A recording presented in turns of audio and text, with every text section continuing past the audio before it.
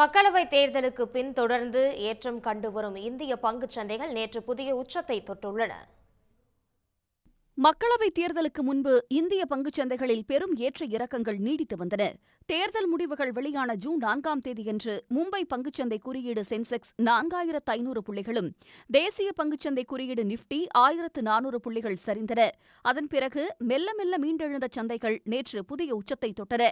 நேற்று 183 புள்ளிகள் உயர்ந்த நிப்டி 23721 புள்ளிகளை எட்டியது.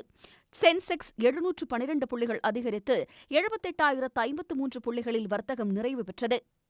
நிப்டி 50 பட்டியலில் உள்ள HDFC வங்கி, ICICI வங்கி, ஆக்சிஸ் வங்கி உள்ளிட்ட பங்குகள் 2 முதல் 5% வரை லாபம் ஈட்டின. அதிகபட்சமாக அமரராஜ பேட்டரி 19 விழுக்காடு விலை அதிகரித்து 1645 ரூபாயை எட்டியது. இந்த ஏற்றம் வரும் நாட்களிலும் தொடருமா என முதலீட்டாளர்கள் மத்தியில் எதிர்பார்ப்பு நிலவுகிறது. உடனுக்குடன் செய்திகளை தெரிந்து கொள்ள சன் நியூஸ் பெல் ஐகானை கிளிக் பண்ணுங்க.